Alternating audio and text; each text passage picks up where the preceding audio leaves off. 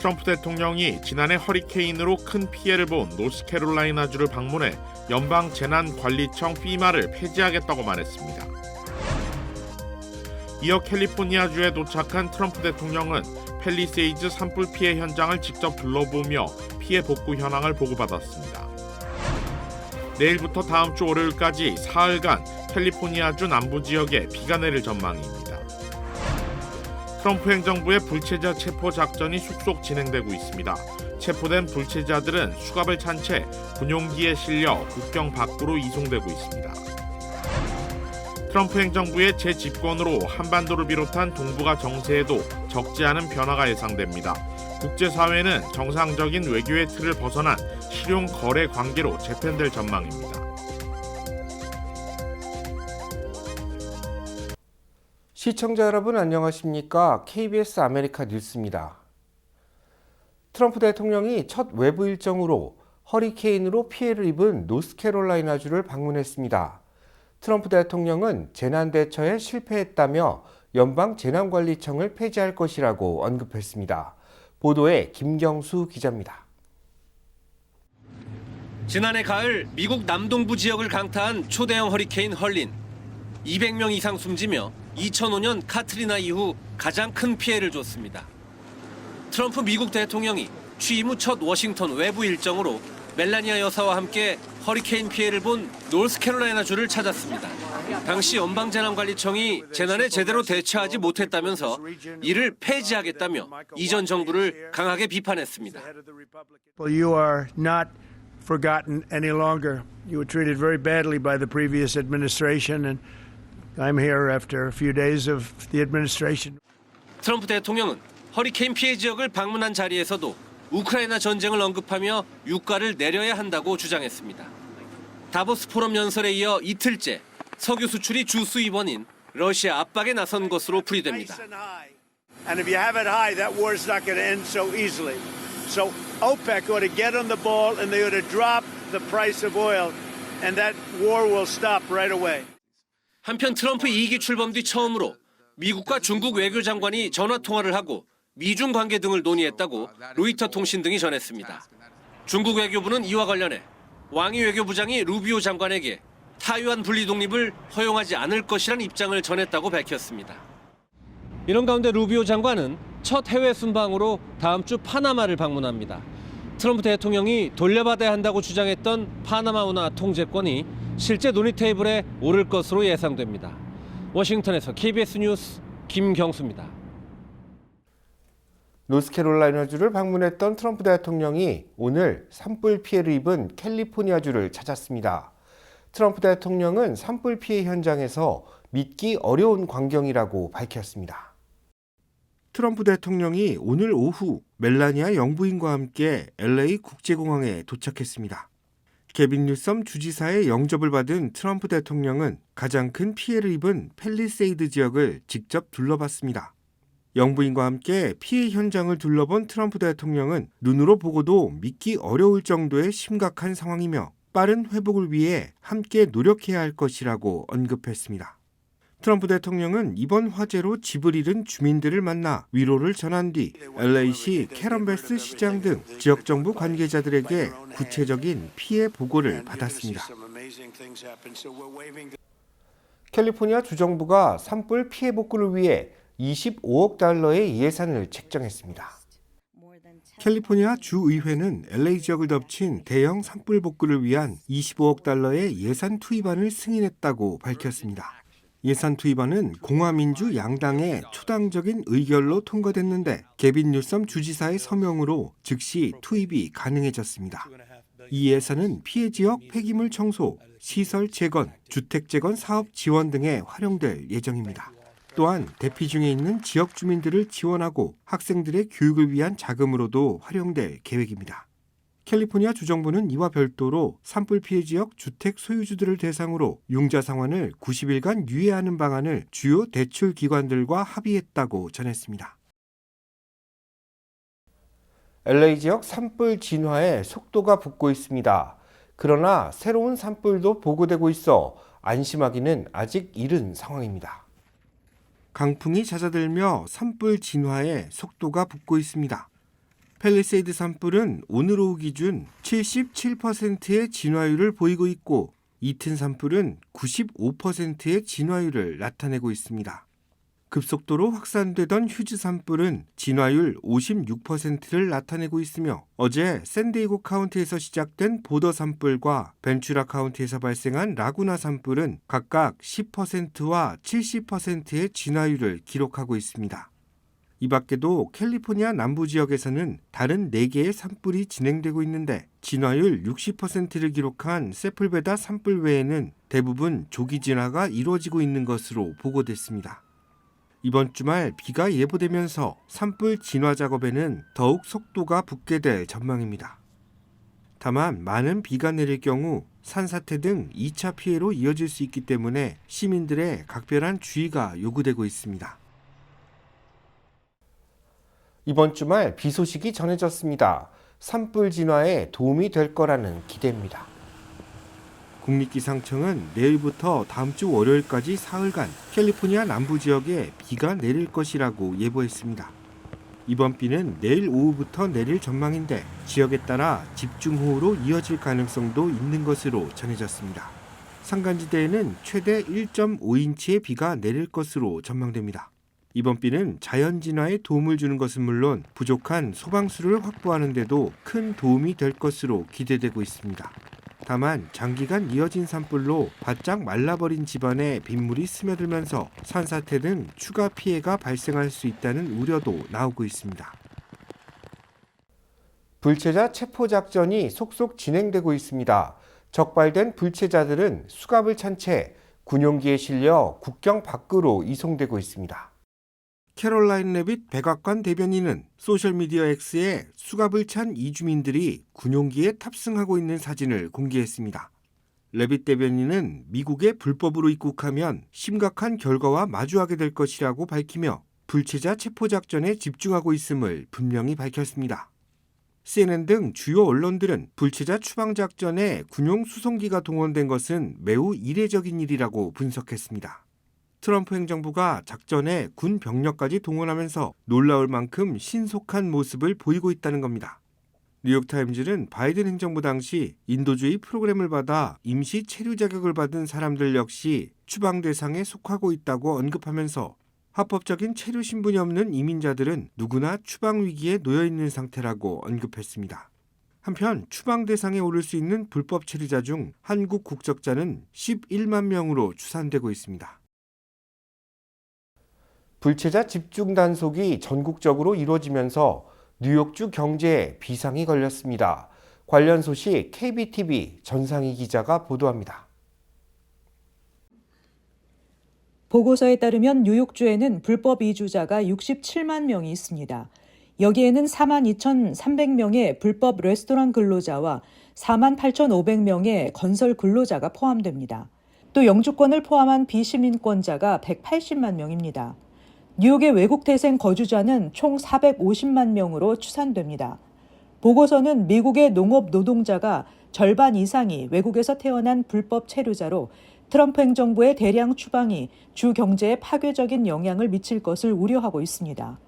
보고서는 대규모 급습이 주요 산업을 혼란에 빠뜨리고 잠재적으로 마비시킬 것이며 뉴욕의 경제와 지역사회에 파장을 일으킬 것이라고 밝혔습니다. 연구소에 따르면 농업 노동자를 없애면 농업이 주요 산업인 북부 지역의 유제품, 과일, 채소 농장이 문을 닫을 수 있으며 여기에는 와인 부문도 포함됩니다. 보고서는 이민 노동자 수를 5에서 10%만 줄여도 극적인 부정적인 결과가 초래될 것이라고 결론지었습니다. 보고서는 불법 이민자와 비시민이 뉴욕과 미국의 낭비가 아니라 순이익이라며 지난 2022년 불법 이민자들이 주와 지방 세금으로 약 31억 달러를 냈다고 밝혔습니다. 또 난민 유입이 버팔로, 로체스터, 시라큐스, 유티카, 올버니와 같은 북부 도시의 인구 감소를 회복하고 경제를 역전시키는 데 도움이 됐다고 언급했습니다. 한편 보고서는 전체 인구 중 뉴욕에서 임시 보호 지위를 갖고 망명을 신청하는 사람이 6만 8천 명이라고 추정했습니다. 트럼프 2기 행정부 출범으로 동북아 정세에도 많은 변화가 예고되고 있습니다. 보도에 윤범수 기자입니다. 파리 기후변화 협약 탈퇴, 난민 입국 중단, 쿠바 테러 지원국 재지정. 트럼프 2기 행정부가 현재 내놓고 있는 모든 정책들을 살펴보면 일관된 공통점이 있습니다. 철저하게 바이든 지우기에 모든 초점이 맞춰져 있다는 것. 전임 행정부가 쌓아올린 성과를 전부 부정하고 새롭게 판을 짜겠다는 의도가 노골적으로 드러나고 있습니다. 대외 정책에서도 마찬가지입니다. 조 바이든 전 행정부가 강조했던 다자주의는 급격히 약화될 가능성이 높고 트럼프 대통령 특유의 미국 우선주의가 다시 부각되는 양상입니다. 한미일 관계는 바이든이 한 거 아닙니까? 예. 일본과 한국의 군사적 협력 관계가 캠프 데이비드 회담의 핵심인데 이건 바이든이 했잖아요. 이거 그냥 엄청 무시하면서 나간다고 보는 게 맞아요. 트럼프는. 국제사회에서 가치보다는 실용, 외교가 아닌 거래 관계가 형성될 것이라는 전망입니다. 실제 트럼프 대통령은 이미 국제 유가 하락을 유도하는 등의 방식으로 러시아 우크라이나 전쟁 종식을 압박하고 있고 거액의 투자를 약속한 사우디에게 더 많은 투자를 요구하고 있습니다. 이 같은 방식이 동북아 정책에도 그대로 반영될 것이라는 전망입니다. 탑다운 방식을 선호하는 트럼프 대통령의 성향상 러시아, 중국과의談判에 나설 수도 있고 이는 북한을 상대로도 마찬가지입니다. 트럼프 대통령은 이미 앞서 2018년과 2019년 그 누구도 계획하지 않았던 북미 정상회담을 2차례나 진행한 바 있습니다. 행정명령에 사인하고 이 얘기를 하면서 북한에 관해서 언급을 합니다. North Korea turned out to be good. I was very friendly with him. He liked me. I liked him. We got along very well. They thought that was a tremendous threat. Now he is a nuclear power. 트럼프는 외교적으로 볼 때에는 뭐 절대적인 게 없어요. 거래할 수 있는 사람이고 뭔가 니고세이트 할 수 있는 여지가 너무 많으니까 그럴 경우 동맹 외교 역시 변화가 불가피합니다. 비공식적으로 긴밀한 관계를 유지해온 대만의 경우 대중국 협상 카드로 내몰릴 수 있고 현재 탄핵 정국 속에 한국도 패싱 논란이 불거질 수 있습니다. 트럼프 특유의 협상력을 토대로 또다시 대만에는 거액의 방위용 무기 구입, 한국에는 주한미군 방위비 인상 등을 요구할 수도 있습니다. 물론 중국, 러시아가 트럼프 대통령의 의도대로 움직이지 않을 경우 트럼프 행정부 역시 대만이나 한미 동맹을 축으로 한 기존 노선으로 동북아 균형을 맞출 가능성도 여전히 남아 있습니다. 미국의 이익에 부합한다는 전제하에 한미일 안보 협력 역시 이어갈 수 있습니다. 북한을 상대로는 대화 가능성을 열어두면서도 군사적 압박과 경제 제재를 더욱 강화하는 이중 전략을 구사할 수 있습니다. 분명한 것은 트럼프 2기 행정부의 대외 정책은 어느 방향으로 가도 전통적인 외교적 틀을 깨는 방식으로 진행될 가능성이 매우 높다는 점입니다. 이에 따라 한국을 비롯한 각 나라들도 유동적인 정세에 대비해 다각적이고 자율적인 전략을 준비해야 할 필요성이 강조되고 있습니다. 동북아 정세는 다시 급변하는 소용돌이에 들어서고 있습니다. KBS 뉴스 윤범수입니다. 트럼프 대통령이 캐나다와 멕시코에 중국보다 더 높은 관세를 매길 것이라고 밝혔습니다. 한국 기업에도 적지 않은 영향이 미칠 것으로 전망됩니다. 보도에 박경준 기자입니다. 지난 2016년 준공한 기아 멕시코 공장. 연간 25만 대를 만드는데 절반이 넘는 15만 대가 미국으로 갑니다. 포스코는 철강제를, 삼성과 LG는 가전제품 등을 멕시코 현지 공장에서 만듭니다. 우리 기업들에겐 미국과 가까운 거리, 값싼 노동력이 매력적인 입지인데 트럼프가 25% 관세를 예고한 겁니다. We're thinking in terms of 25% on Mexico and Canada. When do you think you would enact those? I think February 1st. 멕시코에 진출해 있는 우리 기업 90여 곳은 실제 관세가 부과되면 원가 상승 압박이 커질 전망입니다. 자동차와 부품 등 그동안 멕시코에서 미국으로 수출할 때 관세를 내지 않았던 업체들도 걱정입니다. 미국과 멕시코, 캐나다 간 무역 협정에 따라 무관세 혜택을 받아왔는데 트럼프가 재협상을 원하고 있기 때문입니다.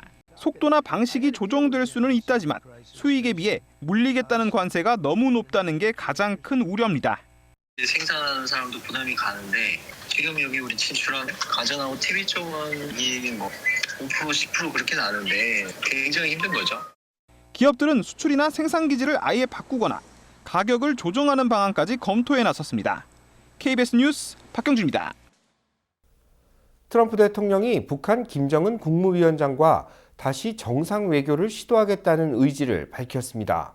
홍진아 기자가 보도합니다. 취임 뒤 첫 언론 인터뷰를 하던 트럼프 대통령. 갑자기 북한 김정은 국무위원장 이야기를 꺼냅니다. I'll give you an example. Kim Jong-un. When I came in, I met with Obama. Right there we sat. And we talked. I said, what's the biggest threat? North Korea. 자신이 그 북한의 위협을 집권 1기 때 잘 해결했다고 자화자찬합니다. 이어 북한과 이란을 비교하면서 종교적 열정이 강한 이란과는 협상이 어렵고 반면 김정은은 똑똑하다고 덧붙였습니다. 북한과는 협상을 해볼 만하다는 뜻을 내비친 겁니다. 김정은에게 연락할 거냐는 질문은 잠시의 망설임도 없이 그러겠다고 답했습니다. He's not a religious zealot. He happens to be a smart guy. Kim Jong-un is a smart guy. You'll reach out to him again. I will. Yeah. My He last liked question. me. 트럼프 대통령이 김정은 위원장과의 관계를 여러 번 긍정적으로 설명해 왔지만 정상 외교를 다시 시도하겠다는 의지를 분명히 밝힌 건 처음입니다. How's Kim Jong-un doing? That although I developed a pretty good relationship with him, but he's a tough cookie. 관건은 김정은 위원장이 호응할지 여부입니다. 또 실제로 북미 정상 간의 대화가 이뤄질 경우 트럼프 대통령이 일기 때처럼 북한 비핵화 원칙을 유지할지가 중요합니다. KBS 뉴스 홍진아입니다. 트럼프 대통령은 북한에 손을 내밀고 있지만 북한 측은 아직 별다른 반응을 내놓지 않고 있습니다. 이어서 김기화 기자입니다. 트럼프 대통령이 예상보다도 이르게 북미 대화 의지를 거듭 밝힌 이유는 우선 북한의 위협이 더 커졌기 때문으로 보입니다. 트럼프 일기 때와 비교해 북한의 핵 미사일 능력은 한층 고도화됐고 러시아와의 밀착은 새로운 국제적 위협이 되고 있습니다. 그런 만큼 임기 내에 적어도 미국 본토를 겨냥하는 ICBM 등 일부 전략 무기를 감축하는 방식의 이른바 스몰 딜로 단기 성과를 내려는 것이 아니냐는 해석이 나옵니다. 또 북한이 러시아에 무기와 군대를 지원하는 상황에서 우크라이나 전쟁의 빠른 종식을 위해서도 북한과 대화할 필요가 있다는 분석입니다. 북한은 아직까지 별다른 반응을 내놓지 않고 있습니다. 관심을 모았던 최고인민회의에 김정은 위원장은 나타나지 않았고 미국을 향한 메시지도 나오지 않았습니다. 아직 트럼프 출범이 며칠 안 됐고 물론 몇 가지의 메시지는 나왔지만 이것만 근거로 해서 뭔가 입장을 내거나 거기에 대한 메시지를 발신하는 것은 오히려 이제 향후의 운신의 폭을 좁힐 수가 있기 때문에 트럼프 당선 이후 미국과 갈 때까지 가봤다며 선을 그었던 북한. 당분간 트럼프의 입과 새 행정부의 대북 정책 방향을 지켜보며 대응 전략을 짤 것으로 전망됩니다. KBS 뉴스 김기아입니다.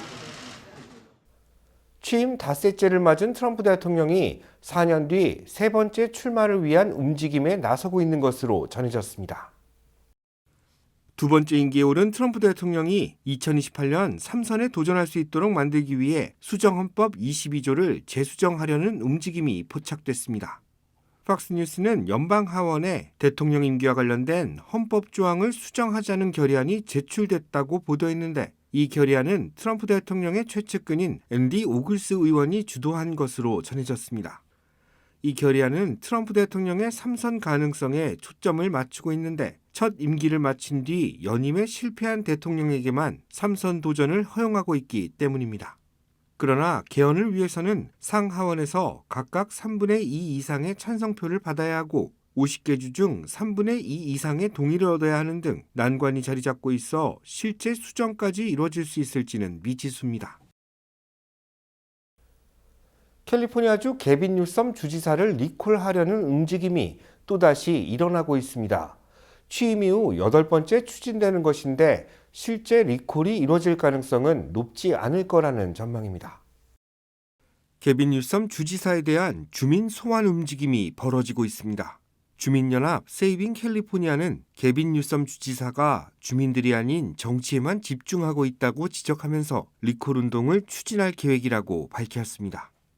세이빙 캘리포니아 관계자는 게빈 뉴섬 주지사가 높은 물가와 불안한 치안에 대해 전혀 해결책을 찾지 못하고 있다고 언급하면서 조속한 퇴진을 촉구했습니다. 그러나 실제 리콜까지는 험난한 여정이 뒤따를 거라는 전망입니다. 지금까지 7번의 시도가 있었지만 투표까지 간 것은 단 한 번에 불과했고 이마저도 반대표를 60% 이상 받아 무산됐기 때문입니다. 한편 주민 소환으로 이뤄지는 리콜이 실제 투표에 붙여지기 위해서는 주지사 선거 당시 투표율인 12%에 달하는 132만 명의 서명을 확보해야 합니다. 패창가 리조트가 음력설을 맞아 특별 행사를 개최한다고 밝혔습니다. 패창가 리조트는 음력설을 맞아 리조트 곳곳을 음력설 기념 장식으로 꾸몄다고 밝혔습니다. 리조트 측은 한정 기간 동안 만나볼 수 있는 특선 요리도 준비했다고 전했는데 설맞이 음식들은 뱀부와 블레이징 누들 등 리조트 내 아시안 레스토랑에서 이달 27일부터 다음 달 9일까지 만나볼 수 있습니다. 음력설을 기념하는 다양한 공연도 예정돼 있습니다. 복과 재물운을 가져다 주는 것으로 알려진 사자춤 공연은 다음 달 1일 오후 3시부터 펼쳐질 예정이며 다음 달 15일에는 패창가 리조트 공연장 서밋에서 한국 국카스텐의 라이브 콘서트가 예정되어 있습니다. 한편 패창가 리조트는 최대 $5,000의 상금이 걸려있는 행운의 빨간 봉투 추첨 행사는 2월 중 매주 화요일과 금요일 오후 12시부터 밤 10시 사이 진행된다고 전했습니다.